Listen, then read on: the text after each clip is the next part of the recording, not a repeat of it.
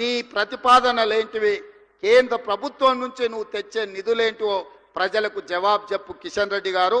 మేము ఏం చేస్తామన్నా దాన్ని అడ్డుకుంటామని నువ్వు అంటున్నావు. మంచిది, నా ప్రణాళికలు నీకు నచ్చలేదు, నువ్వు అడ్డుకుంటా అంటున్నావు కదా. 6 నెలలు నేను ఊరుకుంటా, నువ్వేం చేస్తావో చెప్పు, ఏం తెస్తావో చెప్పు. మోడీని తీసుకురా, 1.5 కోట్లు మోడీని ఇప్పించు. 10 లక్షల మందితో పరేడ్ గ్రౌండ్లా తెలంగాణ సమాజాన్ని అంతా పిలిచి మోడీని నిన్నిద్దరిని నేను సమానం చేస్తా.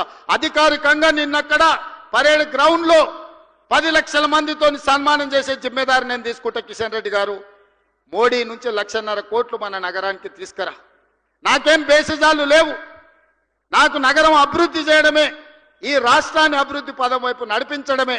ఈ రోజు ఢిల్లీ చూసినా, ముంబై చూసినా, బెంగళూరు చూసినా, చెన్నై చూసినా, కలకత్తా చూసినా కాలుష్యంతో నగరాలు అతలాకుతలం అయిపోయినాయి.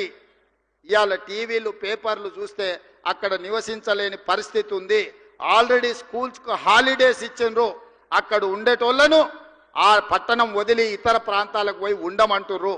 మనం కూడా ఆ పరిస్థితిని కొని తెచ్చుకుందామా? మనం కూడా అట్లనే ఉందామా?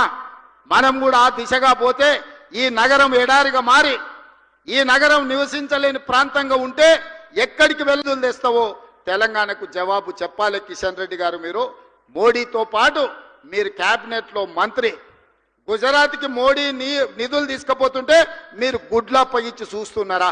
ఏం తెస్తావు తెలంగాణకని నేను అడుగుతున్నా. మూసీలో పోయి వండుకుంటా అన్నావు, మూసీలో వండుకో, మూసీలో మునుగు. మోడీని తీసుకొచ్చి మూసీని చూపించు. ఎంత దరిద్రంగా, ఎంత కలుషితం అయిపోయిందో. కెమికల్ ఫ్యాక్టరీల నుంచి ట్యాంకర్లు వచ్చి ఎట్లా పోస్తున్నాయో, మూసీలో చచ్చిపోయిన మనుషుల కలేబరాలు, కొట్టుకొచ్చిన పశువుల శవాలు ఇవాళ నల్గొండ జిల్లా ప్రజల జీవితాలను అతలాకుతలం చేస్తున్నాయి. అయినా నీకు కనికరం కలగలేదా కిషన్ రెడ్డి గారు అని నేను అడుగుతున్నా. ఇవాళ బీఆర్ఎస్ వాళ్ళు, బీజేపీ వాళ్ళు మూసీని అడ్డుకుంటామంటున్నారు. ఎందుకు అడ్డుకుంటారు, ఎందుకు అడ్డం పండుకుంటారని నేను అడుగుతున్నా. ఈ కాలుష్యాన్ని తొలగించాల్సిన అవసరం లేదా? హైదరాబాదు నగరం మరో ఢిల్లీ లాగా మారాలనా? ఈ కాలుష్యంతో మనం బతకలేని పరిస్థితి వచ్చి మళ్ళీ అడవుల్లోకి పోయి ఆది మానవుల్లాగా మనం బతకాలనా? లేకపోతే అధునాతనమైన నగరంలో ఈరోజు మనం నివసించాలనా? తెలంగాణ సమాజం ఆలోచన చెయ్యి.